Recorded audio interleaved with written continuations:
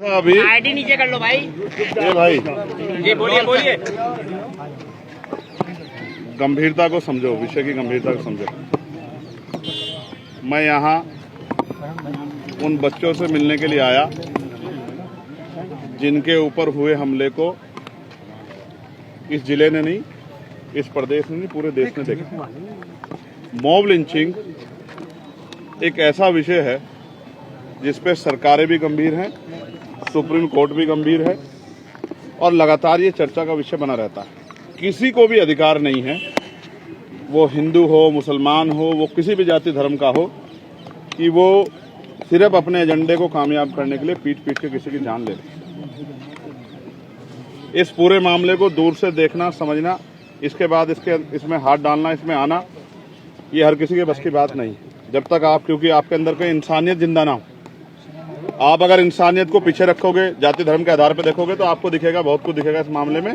लेकिन अगर आप गंभीरता से इंसान बनकर देखोगे तो आपको पता रहेगा जिन बच्चों के साथ ये मारपीट हुई है वो चारों,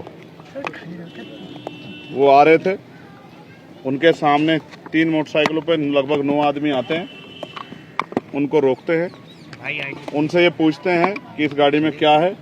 वो ये बताते हैं कि इसमें मीट है। वो कहते हैं इसके आपके पास कागज है। वो कागज उनको दिखाते हैं। जब वो कागज दिखा देते हैं, जो लीगल है काम, आप समझते हैं, नशा भी बिकता है, शराब भी बिकती है, दुकानों बिकती है, नहीं बिकती है, जो लीगल है काम, जो जिसके पैमाने सरकार ने बनाया, उसको कोई नहीं रोक सकता है। उन्होंने पर्ची दिखाई, उन्होंने अपने कागज दिखाए। उसके बाद उन लड़कों ने कहा कि आप रुक जाओ। उन्होंने कहा हम चले जाएं, कि नहीं अभी हमारे साथी आ रहे हैं। और जब वो साथी उनके आए, उन्होंने इनको पीटना शुरू कर दिया। जिस तरह जानवरों को मारते उस तरह मारा। मैंने सर देखे, एक एक को 50-50 से ज्यादा टाके आए हुए हैं। शरीर का कोई हिस्सा ऐसा नहीं है जिस पर जख्म ना हो। कानों से आवाज नहीं आ रही है, सर में ब्लड जम गया है, ब्लीडिंग हुई है, माइंड में हड्डियां टूटी हैं, एक्सरे इस बात का गवाह है। ये सब चीजें होने के बाद अपनी जान बचाने के लिए, अगर कोई आदमी अपराध करता है तो अपनी जान बचाने के लिए कोई तो रास्ता इख्तियार करता है। भाई पुलिस जांच करे, दूध का दूध, पानी का पानी करे। जांच नहीं की, कुछ नहीं की। आनन फानन में जिन्होंने ये घटना की, ये मर ना जाए इसलिए मुकदमे लिख दिए और बाद में इनके खिलाफ भी क्रॉस FIR कर दी। वो पेशेंटों को पुलिस ही लेके आई, उनको यहाँ पीड़ितों को, उनका नाम भी जान सब। फिर अज्ञात में FIR इसलिए की क्योंकि यहाँ के नेताओं का दबाव है कि इस मामले में क्रॉस FIR करो, जिससे इसमें फैसला हो जाए। वो इस हालत में नहीं है कि वो उनको डिस्चार्ज किया जाए, लेकिन कई जानकारी ऐसी मिलती है कि उस तरह का सहयोग डॉक्टरों का नहीं मिल रहा जो मिलना चाहिए। मैं यहाँ के डॉक्टरों से हाथ जोड़ के आग्रह करता हूँ, उनकी जान बचाओ। क्या हुआ है, वो क्या कर रहे थे, कहाँ से आए थे, कैसे आए थे, इसका सबसे बड़ा उदाहरण तो यही होगा ना कि वही अपने मुंह से सारी बात बता दे, वही कोर्ट में खड़े होकर बताएं, वही पुलिस को बताएं, वही जज साहब के सामने अपनी बात रखे। तो उनकी जान की सुरक्षा करना अभी बहुत जरूरी है। मैं यहाँ हूँ और मैं बहुत जिम्मेदारी से कह रहा हूँ। उन्होंने मुझे बताया कि वो पैसे लेते हैं, टैक्स मांगते हैं, इस नाम का अवैध वसूली करते हैं। अभी 2 हफ्ते पहले उन्होंने 2,80,000 रुपये लिए थे। हालांकि बहुत छोटी बात है, मैं इन पर जाना नहीं चाहता, लेकिन मैं इसलिए आपको बता रहा हूँ कि कहीं ना कहीं मॉब लिंचिंग से किसी न किसी की जान जा रही है। और दलितों, आदिवासियों और मुसलमानों पर इसका कहर, पिछड़ों पर इसका कहर बहुत बड़े पैमाने पर ढाया जा रहा है। मैं इंसान होने के नाते इस बात को कहता हूँ कि हमें हर उस व्यक्ति की मदद करनी चाहिए जिसके साथ अन्याय हुआ है। मुझे, मीडिया को, हम सब लोगों, आप नहीं देख रहे पत्रकारों के साथ क्या मॉब लिंचिंग नहीं हो रही है?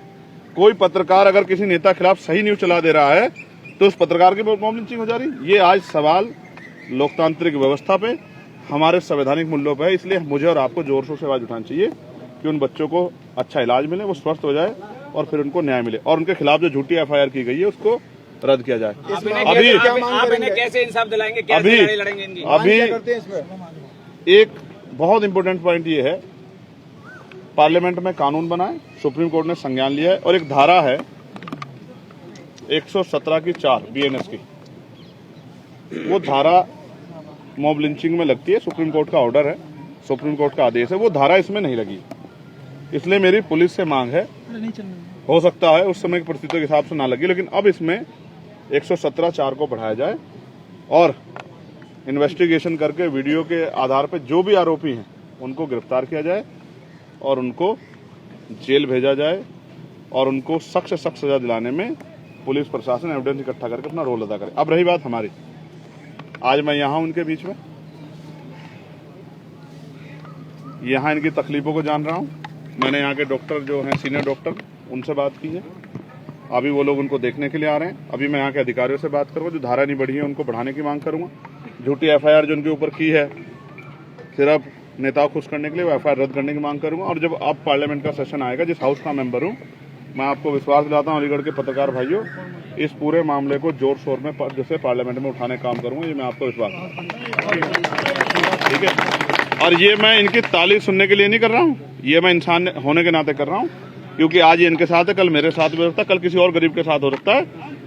सबसे बड़ा धर्म इंसानियत है। अगर कोई गैर कानूनी काम करता है उसको पुलिस सजा दे, उसको कोर्ट सजा दे, लेकिन अगर भीड़ को आप ये छूट दोगे तो भीड़ कल किसको कुचल देगी, इसकी जिम्मेदारी आप लोग नहीं उठा सकते। परमानेंट सॉल्यूशन क्या मॉब लिंचिंग का? परमानेंट सॉल्यूशन ये है कि कोर्ट इस पे सख्त, जितनी मॉब लिंचिंग हुई है उन पे सख्त कार्रवाई करे और पुलिस निष्पक्ष कार्रवाई करे, सत्ता के हिसाब से कार्रवाई नहीं करे। जब कार्रवाइयां होंगी इसी मामले में अगर सख्त कार्रवाई हो जाए, जो BNS कहती है, जिसमें फांसी तक की सजा, आप देखना बहुत मॉब लिंचिंग करने वालों की टांगे कांप जाएंगी। पुलिस से कार्रवाई की मांग कर रहे हैं, जबकि घायलों का आरोप है कि पुलिस मौजूद थी और उनके साथ मारपीट हो रही थी। देखो भाई, पुलिस सरकार की होती है, स्टेट पुलिस है, स्टेट के अधीन है, एडमिनिस्ट्रेशन स्टेट के अधीन है।